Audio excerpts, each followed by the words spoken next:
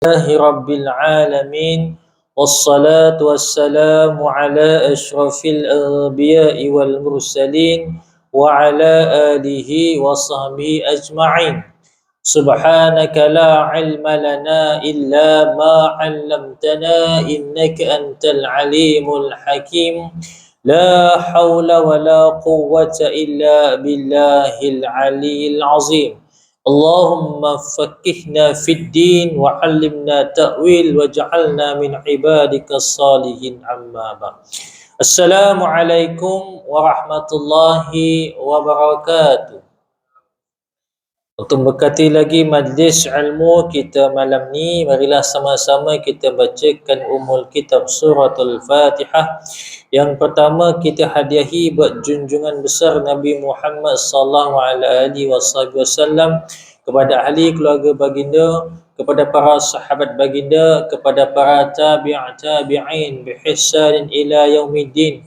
Juga kita niatkan buat kedua ibunda ayahanda yang kita cintai, yang kita sayangi, yang kita rindui, sama ada masih hidup ataupun yang telah meninggal dunia. Juga kita niatkan buat niat kita yang tertentu, mudah-mudahan segala hajat kita, segala permohonan kita, segala keinginan kita dipermudahkan urusannya dan diperkenankan oleh Allah Subhanahu wa taala, insya-Allah. Al-Fatihah. أعوذ بالله من الشيطان الرجيم. بسم الله الرحمن الرحيم. الحمد لله رب العالمين الرحمن الرحيم مالك يوم الدين إياك نعبد وإياك نستعين اهدنا الصراط المستقيم صراط الذين أنعمت عليهم غير المغضوب عليهم ولا الضالين. Alhamdulillah, tuan-tuan mati Allah Subhanahu wa taala sekalian.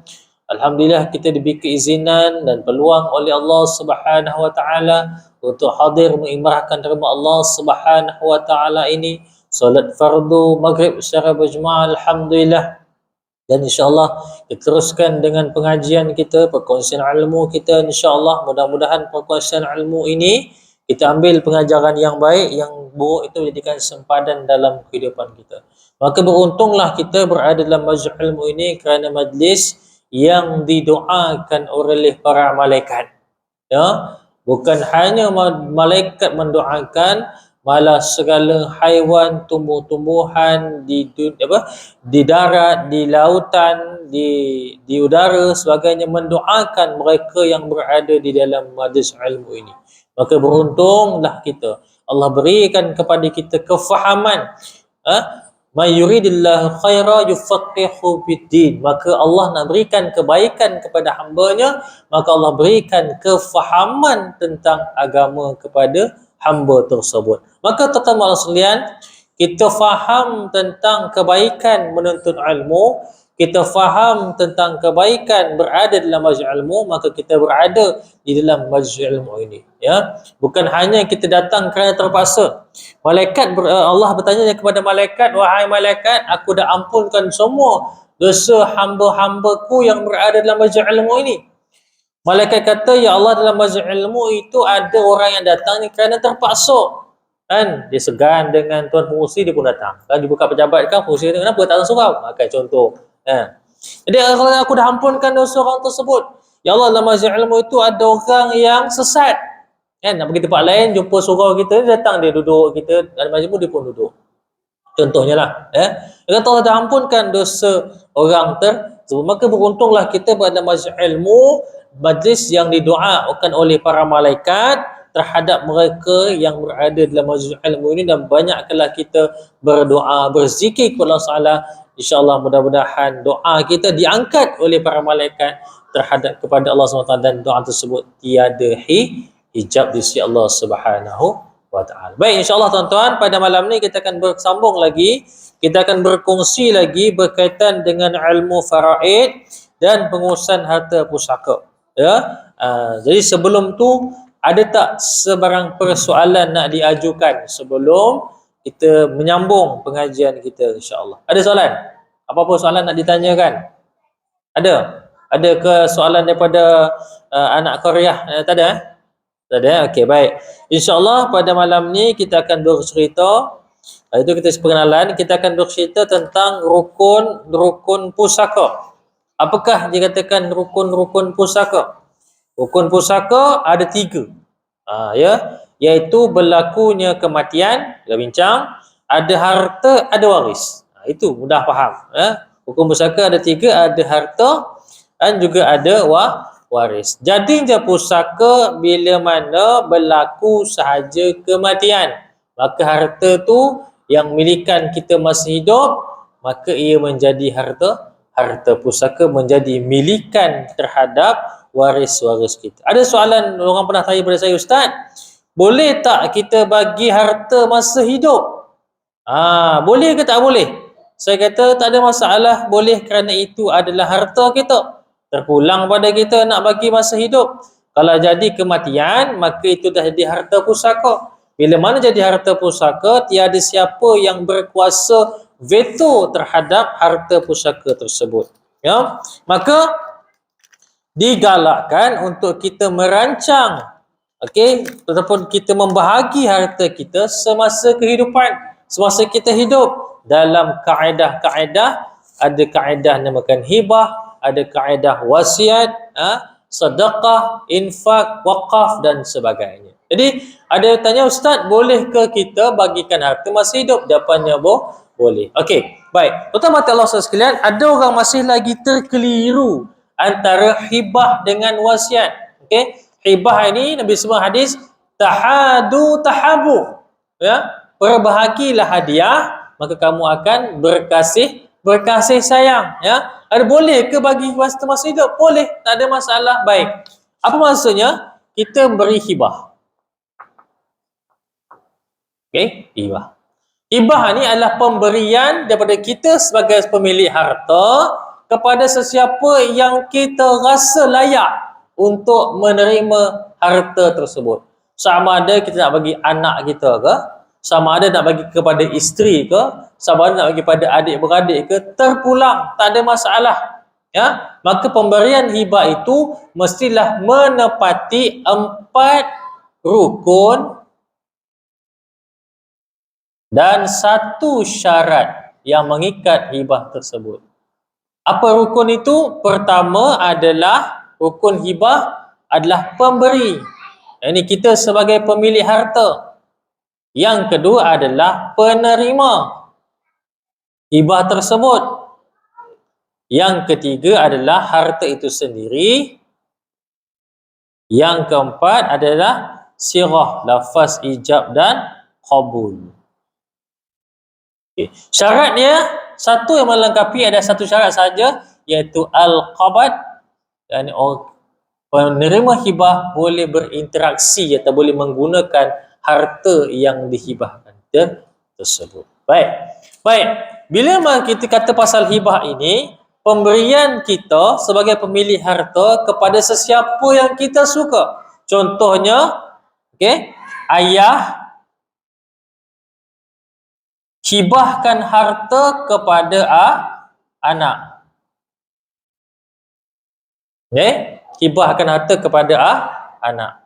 Pada dasarnya, apabila harta ini telah dihibahkan kepada penerima hibah, contohnya anak ini tadi, maka harta tu bukan lagi milikan ayah, tetapi milikan anak tersebut. Hibah berlaku semasa kehidupan. Tak boleh lepas meninggal dunia, Ustaz, satu ni nak dihibahkan kepada penerima hibah. Tak boleh. Dia mesti berlaku dalam masa lagi hidup. Tak boleh waktu nak meninggal sakaratul maut ni, kata saya hibahkan harta tu pada anak saya. Tak boleh. Itu dalam keadaan maradul maut. Tidak boleh. Hibah itu akan ditolak. Baik. Jadi maknanya kalau kita hibahkan harta, contoh ayah hibahkan harta kepada anak, tiada had umur. Ustaz, boleh ke hibahkan kepada anak yang masih bawah umur? Tak ada masalah. Boleh. Maka ayah ni akan melafazkan hibah, ayah dia juga akan melafazkan terima kepada anak tersebut.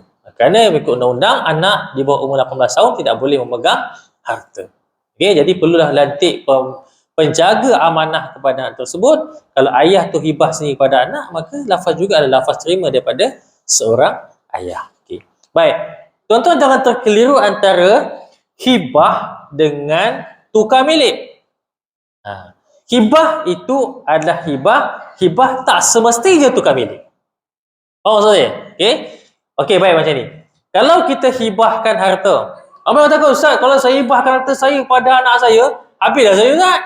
Mau dijual di rumah tu, kan dah terjadinya dijual rumah dan sebagainya. Okay, baik. Apabila kita hibahkan harta kita, boleh kita hibahkan tanpa pindah dan tukar milik.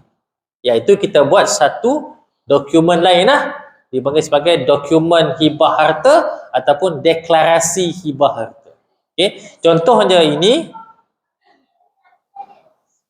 kita punya grant rumah kita. Okey, nama kita kata nama ayah lah. Okay. Kalau katakan hibah itu berlaku, okey, dihibahkan kepada anak tetapi dalam dokumen pemilikan harta tersebut atau geran tanah ataupun geran rumah dan sebagainya tidak berlaku pertukaran. Ya, kita buat satu lagi dokumen yang dipanggil sebagai deklarasi hibah harta ataupun DHH. Buat dokumen lain lah. So, ini ada penerima, pemberi, penerima dan sebagainya dalam dokumen tersebut.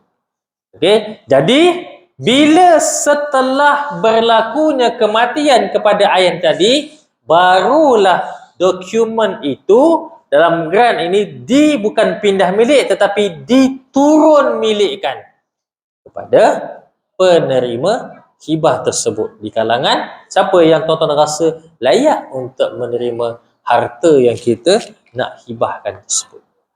Ada soalan setakat ni? Sila tuan.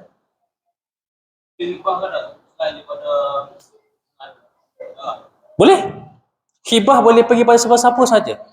Nak bagi kepada isteri, nak bagi kepada anak, nak bagi kepada bakal isteri baru, contoh kan. Nak bagi kepada kawan-kawan, sila, tak ada masalah. Tak ada masalah. Hibah juga boleh bagi kepada orang bukan Islam pun tak ada masalah.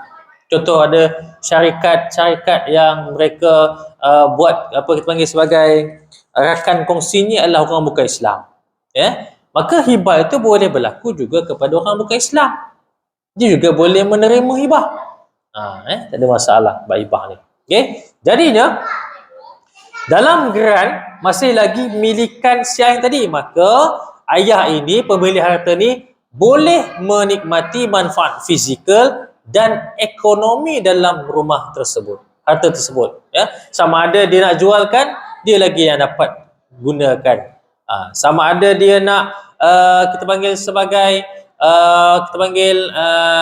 dia duduk pun boleh duduk lagi rumah tu, tak ada masalah. Ya, itu kita panggil sebagai hibah amanah. Maka ianya diturun milik setelah berlakunya kematian, barulah telah diturun milikkan kepada penerima hibah. Siapa yang tuan-tuan rasa layak untuk menerima hibah harta tersebut, contohnya rumah. Okey. Apabila tuan hibahkan harta ini kepada anak, maka tuan sebagai ayah boleh menarik bila-bila masa sahaja hibah ini tanpa mendapatkan persetujuan anak tu tadi. Nak air tarik macam mana? Nak jual ke rumah ni ke? Nak batalkan hibah ni ke? Tak ada masalah. Boleh berlaku. Tanpa minta izin pun kepada anak ni tadi. Tetapi kalau contoh tuan hibahkan kepada orang lain, kepada isteri ke, kepada adik-beradik ke, bila kita nak menarik balik hibah ni tadi, perlu mendapatkan keizinan dan persetujuan oleh penerima hibah itu tadi. Kalau hibah itu kepada selain daripada anak. Jadinya fikirkan siapakah yang sesuai, yang tuan rasa untuk layak untuk menerima. Ada tak ustaz, boleh tak kita hibahkan dengan cara pindah milik terus, bagi terus pada anak tu? Saya kata boleh, tak ada masalah, tetapi harta yang boleh dihibahkan ataupun pindah milik terus, hibah dengan cara pindah milik terus, untuklah harta yang telah bebas daripada hutang, yang telah bebas daripada gadaian, kerana nak menjaga kepentingan pihak yang memberi pembiayaan tersebut.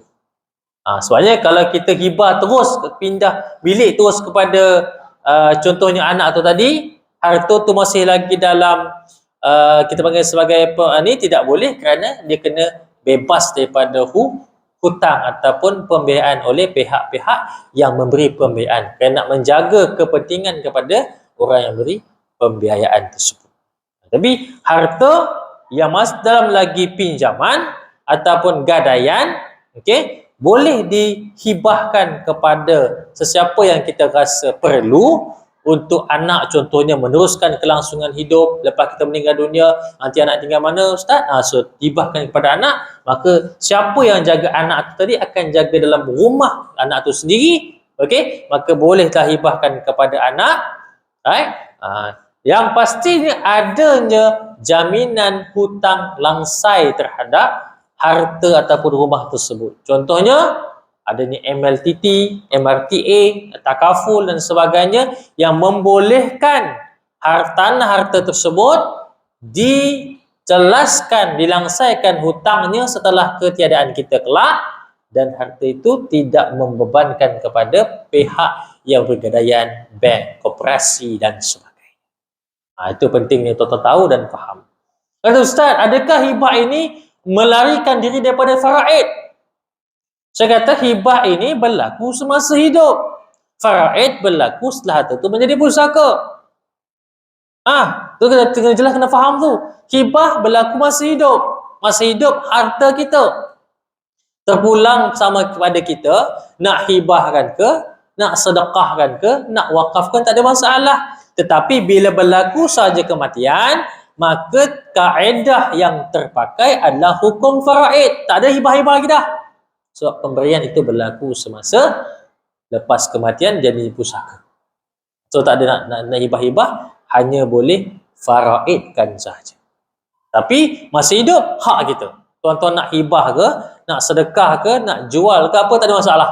Masa hidup terpulang. Okay, kalau kita rancang masa hidup untuk pastikan kehidupan waris-waris kita, khususnya anak-anak yang di bawah umur tu, kehidupannya secara langsung terusan dengan baik, maka kita pun terfikir mana nanti anak aku nak tinggal.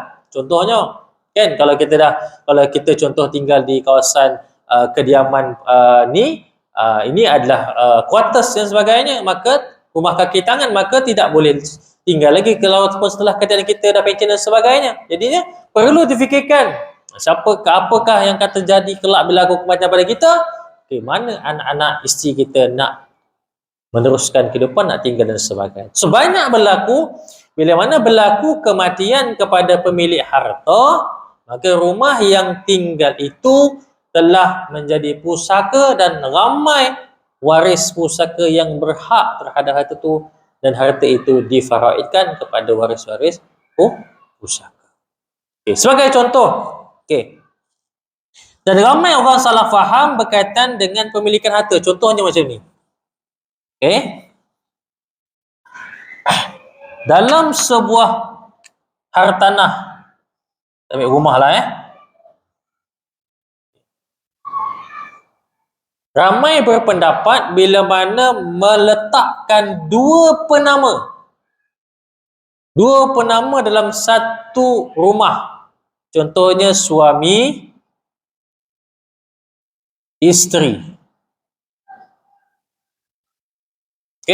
Ramai berpendapat bahawa kalau suami meninggal, kalau isteri meninggal, maka rumah ini, contohlah suami meninggal, suami kata, ustaz, nanti kalau saya meninggal, rumah ni jadi milik saya 100% sebab dia ada nama satu lagi dalam tu.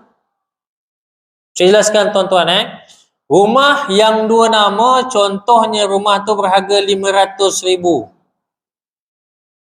Milikan suami 50%, milikan isteri 50%. Maknanya 250K seorang. Andai kata, jika berlaku kematian kepada si suami, ini bermakna milikan suami yang 250,000 nilai itu ataupun 50% itu bukanlah menjadi milikan mutlak isteri. Siapakah pemiliknya? Tengok suami tu ada tak waris di kalangan ayah dia. Yang kedua, ada tak lagi mak dia.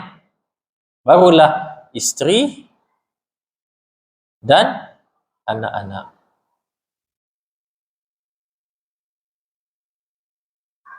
Kalau ada ayah dapat 1/6. Ibu 1/6. Isteri 1/8. Anak-anak baki asabah. Tu penjelasan. Jadinya, maka 250,000 ni perlulah diagihkan kepada setiap individu waris. Kalau tengok kiraan, okey, saya kira terus-terus lah, tuan-tuan pergi senang faham. 250,000 bahagi 6. So, maksudnya lebih kurang dalam 41,000 bahagian ayah, 41,000 bahagian ibu, barulah baki tu bahagian isteri dan anak-anak. Sekarang ni membebankan isteri kerana rumah yang ni dah cover MTT lah, tapi bahagian dia kena bayar bakinya.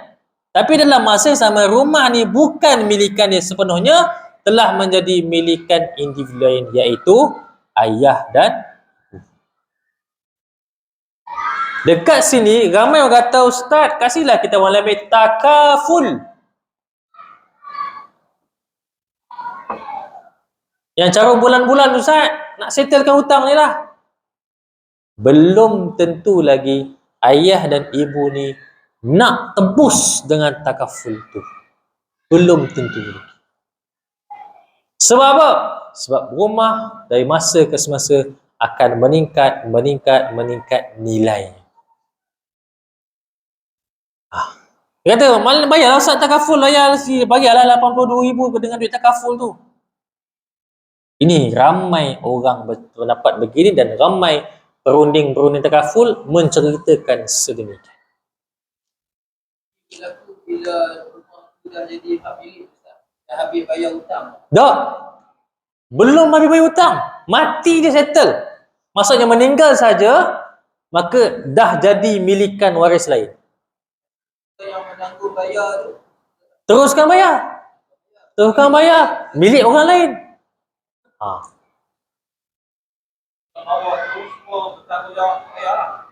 Kalau ikutkan macam tu lah.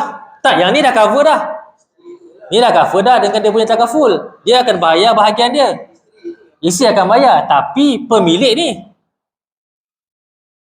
pemilik dah bertambah. Daripada asalnya dia berdua, dah menjadi 1, 2, 3, 4 lah. Ada anak.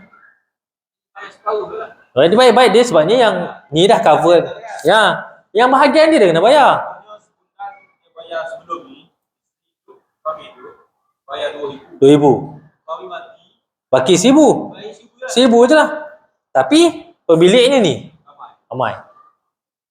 Jadi macam nak selesai? Sebab itulah apabila mereka yang membeli rumah secara bersama dalam dua nama sebagainya, gabung nama dan sebagainya, maka penyelesaian paling mudah semasa hidup hibahkan dahulu. Kita kata hibah lah. Hibahkan siap-siap. Mungkin hibah isteri pada suami, suami hibah pada isteri. Hibah. Silang. Tapi kebanyakan isteri takut. Ustaz, saya kalau ni, suami saya, kalau saya meninggal, suami ada mungkin kahwin lain. Itu biasa tuan-tuan. Saya jumpa memang kebanyakan isteri akan jaga macam tu. Saya kata kalau puan takut, hibahkan terus pada anak, suami hibahkan kepada anak. Jadi suami ini akan jadi pemegang amanah kepada anak-anak. Jadi milikan anak-anak juga. Saya kata benda itu bukan yang utama, saya kata. Yang puan perlu takuti. Saya kata. Yang puan perlu takuti adalah bila berlaku kematian bersama. Tragedi kemalangan contohnya yang kita selalu tengok dekat surat khabar, dekat berita, dekat media massa, media sosial, tengok kemalangan berlaku, suami isteri meninggal dunia, anak hidup. Banyak berlaku kes-kes tersebut. Jadi macam mana anak tu nak meneruskan kehidupan? Mana mereka nak tinggal? Silakan mereka ada rumah. Tengok bila contoh berlaku kematian kepada suami pada isteri. Isteri dia pun ada waris-waris dia. Mungkin dia ada ayah. Mungkin ada ibu lagi. Suami tak adalah. Itu. Maka dah jadi milikan keluarga besar pula kat sini. Sebab itulah tuan-tuan, kita sebagai pemilik harta, kita kena tahu siapakah mereka yang bakal mewarisi harta ini setelah berlaku kematian kepada kita kelak. Bukan saja kita kena tahu siapa waris, kita juga kena tahu siapakah waris di belakang. Sebagai contoh, katakanlah ayah ni tak ada. Mereka ada anak-anak perempuan sahaja. Ada bahagian adik-beradik pula kat sini.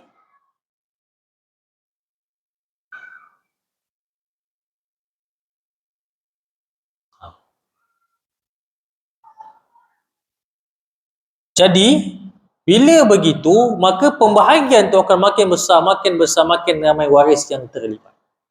Jadi, kita sebagai pemilik harta, kita kena mudahkan urusan waris-waris yang kita bakal tinggalkan. Sebab kita tak tahu siapa yang pergi dulu. Do ke Mila? Kan? Kita tahu siapa meninggal. Kita dulu kan meninggal atau isteri kita meninggal. Kita tak tahu. Jadi perlu je kita bijak merancang untuk mudahkan urusan waris-waris di kalangan mungkin anak-anak kita yang masih lagi nak meneruskan, yang masih lagi kecil, yang perlukan kehidupan yang lebih baik. Itu tuan-tuan kena tahu dan kena je jelas. Sebab ramai orang tak tahu antara hibah dan juga takaful. Aduh, Ustaz, saya dah buat hibah dah. Ustaz, saya buat hibah apa? Tu bulan-bulan bayar 100 tu. Itu hibah takaful. Hibah yang kita bincangkan ialah hibah harta. Hibah harta apa? Hibah harta yang dah ada dengan kita. Apa dia? Rumah. Kereta tak boleh sebab kereta dia punya kontrak ialah kontrak sewaan. Kalau kereta dah habis bayar tak ada masalah. Rumah, simpanan, tabung haji, SB dan sebagainya lah. Okay. Hibah takaful adalah harta yang kita belum ada. Tak ada pun kalau kita meninggal ke, kalau kita berlaku cacat kekal ke, barulah pampasan tu kita dapat. Kalau kita meninggal, waris dapat. Kalau kita cacat kekal, baru kita dapat. Kan? Dapat pun tak guna lah, banyaklah masa tu.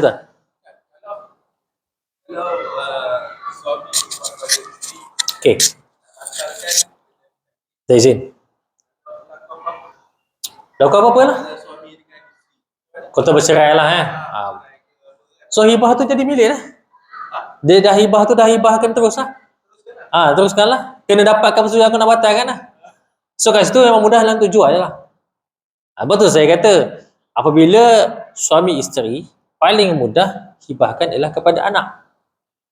Sebab isteri boleh tarik bila bahasa, suami boleh tarik bila bahasa. Kalau contoh berlakulah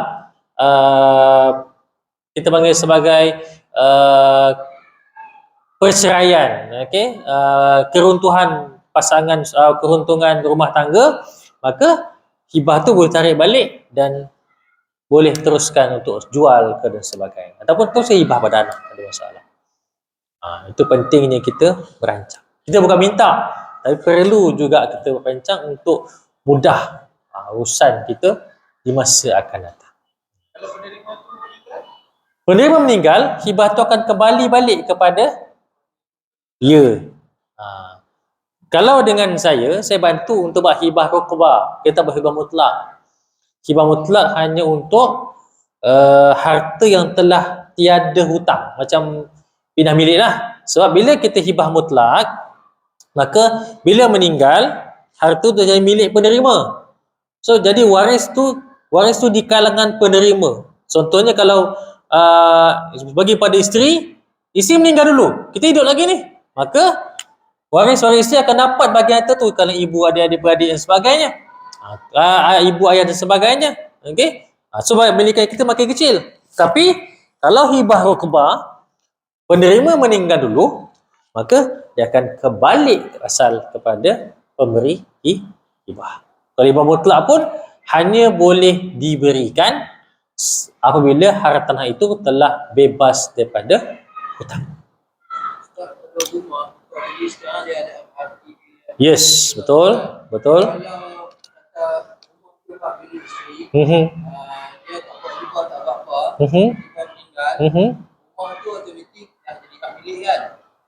Hak milik, betul. Okey. Suami, okey, suami. Mak ayah? Tak ada. Suami ada berapa bahagiannya? 1/2 saja.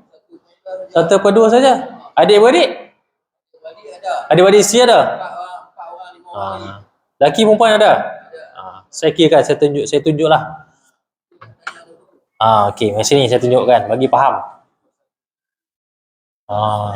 Okey. Baik. Okey, katakanlah rumah tu berharga 500,000. Dah ceritalah Okey. Suami isteri, pemilik ni adalah isteri. Okey. Tengok siapa waris isteri. Waris isteri yang pertama katalah suami. Okey. Okey, suami ada bahagian. Okey. Ayah, kita tengok atas dulu. Ada tak ayah? Ayah tak ada. Ada tak mak? Mak tak ada. Datuk ada tak? Tak ada. Semua ke atas semua tak ada? Tak ada. Okey. Suami, katalah suami saja warisnya. Dia tak ada anak, contoh Siapakah waris lain? Suami dapat 1/2 je. Baki adik-beradik isteri. 1/2 lagi. Daripada ni adik-beradik tu. Okey, berapa lelaki? 2. Perempuan 2. Tolak isteri dah ni, dah tolak isteri dah. Dah tolak isteri belum? Tak, bukan dah tolak isteri dia belum. Isteri dah tolak belum? Perempuan tu masuk isteri ke tak? Tak, okey, so. Okey. Kalau ikutkan sini 1/2, maka bahagian lelaki akan kali 2. So 250,000 bagi 6. Dalam 40 tadi kira dalam 41,000 untuk perempuan, 82,000 untuk lelaki. Itu kiraan dia. Maka suami ni kena jual lah rumah tu. Betul? Dia kena jual lah bagi. Kalau ataupun suami tu nak tebus, bagilah. Ni adik perempuan 41,000, 82,000 bagi lelaki. Maka kalau dia setuju, dia setuju. Kalau tak lah bang, mana boleh. Rumah 500,000, lepas ni boleh nak 1 juta. Saya nak nama saya dalam keran. So tak ada pilihan. Habis Ustaz dia kata, Ustaz kalau kita buat hibah, adakah hibah tu boleh dicabar? Boleh. Memang hibah tu boleh dicabar. Apabila berlaku kematian, semua waris-waris akan dipanggil oleh pihak mahkamah syariah untuk mengesahkan hibah tersebut.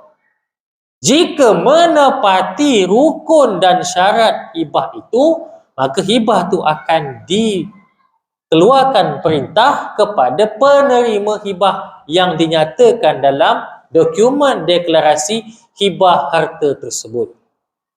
Setelah mahkamah berpuas hati dengan hibah tersebut, maka perintah hibah yang dikeluarkan oleh pihak mahkamah syariah itu dibawa ke pihak pejabat tanah pula untuk dikeluarkan perintah pembahagian, dan dalam dokumen pemilikan harta akan berpindah diturun milikkan kepada penerima hibah. Macam tu proses dia. Siap? Beli rumah tu, kata isteri beli rumah harga 300,000. Okey. Adakah harga rumah masa dia meninggal tu nak dikira harga rumah yang beli ataupun harga semasa? Harga semasa. Mana boleh harga beli? Harga semasa. Harga masa tu harga ada rumah tu dah naik ke daripada 300,000 dah jadi 500,000. 500,000 tu dia kira. Dia tak kira masa beli. Macam kes yang saya jumpa itu, okey, ni satu kes di Kuala Lumpur selalu orang beli rumah proksi. Guna nama pasangan. Isteri guna nama suami ke, suami nama isteri ke. Dalam kes tu dia beli rumah pada tahun 2001 tak salah saya. Okey, harga rumah masa tu 100,000 di Puchong. Isteri dia meninggal dunia pada tahun 2013. Rumah masa tu dah jadi 500,000. Guna nama isteri sebab suami tak boleh buat loan. Maka bila isteri meninggal dunia, maka waris isteri adalah ayah, ibu, suami dan 2 orang anak perempuan. Sampai urusan jenazah selesai, first kali ayah dia tanya, berapa bahagian ayah dalam rumah? 1/6. Ibu 1/6. Tuntut. Tu Ustaz, boleh ke tuntut? Saya kata, tuan, rumah tu atas nama siapa? Isteri. Tapi saya yang bayar. Tuan bayar tu lain cerita. Dalam grant tu siapa punya nama? Isteri. Jadi berhaklah ayah dan ibu tu tuntut. Tapi saya yang bayar, Ustaz. Masa hidup itu ihsan tuan membayar untuk pemilik harta. Bila pemilik harta tu dah meninggal, jadi milikan waris-waris ini, maka dia berhak untuk dapat bahagian pusaka. Kita balik, Ustaz, sepatutnya apa patut saya buat masa tu? Masa beli rumah tu, hibahkan terus kepada siapa yang nak hibahkan. Pada anak-anak lah. Jadi, satu, dalam pemilikan harta yang bukanlah kritikal, tapi yang agak perlu diuruskan segera sebelum berlakunya kematian, dirancang segera, antaranya ialah hartanah, rumah, kedai, tanah dan sebagainya perlu diuruskan, dirancang siapakah bakal pemilik ataupun dihibahkan kepada siapa sebelum berlakunya kematian kepada pemilik harta tersebut untuk memudahkan urusan. So tuan-tuan, kita tak nak, contohnya kalau kita tengok dekat kampung-kampung, kalau rumah tu tinggalkan daripada harta itu yang boleh dimanfaatkan, akhir sekali menjadi rumah yang ditinggalkan, kebiasaan itu adalah rumah pusaka. Tanah yang terbiar, tidak diusahakan, tidak dibuat apa-apa, pembaziran sumber, maka itu juga kebanyakannya adalah tanah pusaka. Rugi orang kita. Kalau rumah itu boleh dimanfaatkan, kalau rumah itu tanah itu boleh dimanfaatkan untuk pembangunan dan sebagainya, maka tidaklah merugikan sumber yang ada. Itu kita kena betul-betul uruskan. Kalau katakan rumah tu disewakan sekalipun, perlu difaham bahawa sewaan itu juga mesti diagihkan mengikut hukum faraid, bukan boleh makan seorang. Ada setengah tu Ustaz tanya, Ustaz, saya waktu bapa hidup, adik saya duduk dalam rumah tu. Bila bapa meninggal, adik terus tinggal dalam rumah pusaka tersebut. Kami waris lain tak dapat apa-apa pun. So kami nak kenakanlah sewaan. Boleh ke Ustaz? Pun tak boleh pula. Sebab itu adalah rumah pusaka. Katakanlah pusaka itu sewaan tu apa? Sewaan tu kata sebulan 800. Dah kata dia beradik kita bagi 600 lah Ustaz. Okey, 600. Berapa lama yang tinggal rumah tu? Bapa dah meninggal 10 tahun. 10 tahun lah. 12 bulan. Inilah hutang adik tu tadi saya kata. Banyak Ustaz? Ya. Kalau tak bayar Ustaz, tak bayar dia makan harta orang lain. Dia makan harta pusaka, hak orang lain. Begitu juga dengan hasil sewaan, hasil padi, hasil kelapa sawit, semua hasil ladang dan sebagainya mesti diagihkan mengikut hukum faraid. Kalau harta itu jadi harta pusaka. Kalau sebelumnya pusaka, boleh dihibahkan, boleh dilantik pula pemegang amanah sebagai pemegang amanah untuk harta tersebut. Kan? Kalau hibah seorang, contoh ada anak lelaki, anak 3 lelaki, 2 perempuan. Hibah seorang je pada seorang anak perempuan. Mau tak berisi yang lain? Apa hak dia dapat Ustaz? Kan kami lelaki lagi berhak. Tu saya tak biasa, saya tak cadang macam itulah. Itu masih hidup.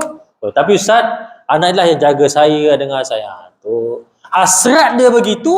Maka kita cuba untuk menyampaikan hasratnya. Kita akan bantu sebaik mungkin supaya hasrat tuan-tuan dapat dilaksanakan. Saya sebagai yang membantu tu tenang, waris tenang, tuan-tuan dalam kubur meninggal pun tenang. Berlakunya banyak pergaduhan, perbelahan,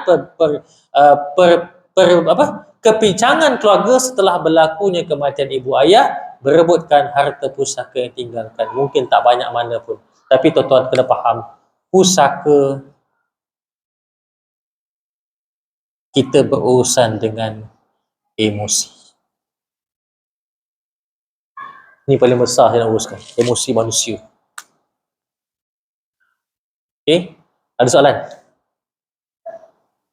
Dan tuan-tuan juga kena berhati-hati kalau nak buat dokumen hibah, kena buat dengan tempat yang tepat, tempat yang betul, supaya ianya bukan boleh dilaksanakan setelah berlakunya kematian dan ianya menepati perundangan syarak dan perundangan Malaysia pada masa kini. Itu Ustaz, sebelum kita mati harta tak payah ada. Betul? Agih siap-siap. Macam Sulaiman Ar-Rajhi. Sulaiman Ar-Rajhi tu milik bank Ar-Rajhi. Masih hidup, masa meninggal harta dia dah tak ada sebab dah bagi yang masih hidup. Dia dah hibah siap-siap lah. Masa juga tu Ahmad Dauji Dadaboy yang mewakafkan tu tanah buat Islam, tanah tu Jalan Tun Perak tu. Sekarang dia menjadi menara bank Islam tu. Pun diwakafkan oleh Ahmad Dauji Dadaboy.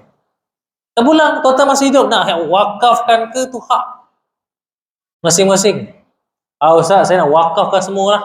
Anak saya kereta semua ada, duit semua ada, dia pandai dah hidup-hidup dengan ni. Harta saya nak wakafkan untuk kebahagiaan saya dunia akhirat. Sila.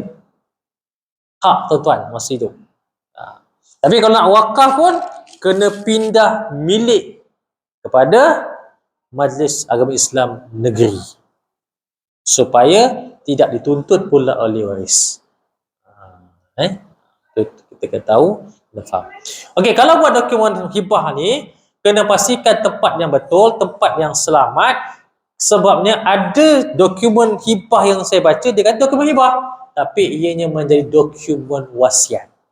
Sebab adanya perkataan lepas mati, kematian. Bila ada perkataan lepas mati, maksudnya dia akan jadi wasiat. So, wasiat, kalau wasiat itu kepada waris, kepada anak, kepada isteri contohnya, maka wasiat itu tidak boleh dijalankan, tidak boleh dilaksanakan tanpa mendapat persetujuan dan keizinan waris pusaka yang lain.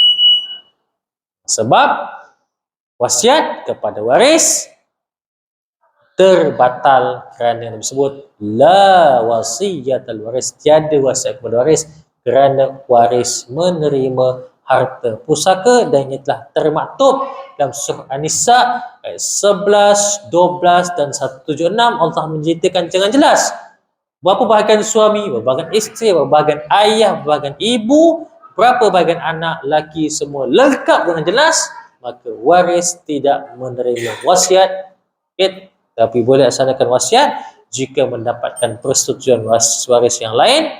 Jika tidak, harta tersebut tidak boleh diagihkan mengikut wasiat, mesti diagihkan mengikut hukum faraid. Okey, ada soalan lain sebelum saya tutup? Tak ada? Last. Baik, alhamdulillah. Mudah-mudahan perkongsian pada malam ni tuan-tuan boleh sampaikan, boleh sebarkan kepada siapa yang memerlukan, dan ini nombor telefon saya untuk tuan-tuan boleh hubungi, boleh kontak, boleh apa sahaja nak bertanya berkaitan dengan pusaka, perancangan harta dan hibah wasiat dan sebagainya. 013 200 2784. Nama saya Hakimi. Tuan-tuan boleh sebarkan juga nombor telefon saya untuk saya bantu sesiapa saja yang memerlukan, sama ada dah berlaku kematian, waris tak tahu nak uruskan pusaka. Ini banyak yang kontak saya. Ustaz, tolong bantu kami Ustaz. Boleh. Pembahagian macam Ustaz, insya-Allah saya boleh bantu. Dah bergaduh, dah bermusuh dan sebagainya, boleh minta saya bantu sebagai mediasi untuk bantu tuan-tuan menguruskan dengan adik-beradik waris-waris pusaka yang lain supaya dapat diuruskan dengan baik. Tapi saya boleh, kalau dah bergaduh tu, biarlah, kalau boleh bergaduh pun boleh duduk semeja lagi. Kalau tak duduk semeja, saya tak boleh tolong juga, kan? Jadi kalau katakan dah ada sedikit perselisihan, nak saya bantu tu orang tengah pun, insya-Allah dengan sedikit ilmu dan kepakaran yang diberikan kepada saya ni, saya boleh bantu untuk menguruskan pusaka, perancangan harta untuk memudahkan waris-waris pusaka yang lain. Aku laqali hadza wa assalamualaikum. Segala yang baik tuan-tuan masalah, segala kelemahan yang saya miliki, jika tak terpaksa tersilap bicara, mudah-mudahan perkongsian pada malam ini tuan-tuan boleh saya balaskan sampai kepada orang lain. Itu dengan kafali dan surah subhanallahi wa bihamdihi asyhadu an la ilaha illa anta astaghfiruka wa atubu ilaik. Bismillahirrahmanirrahim.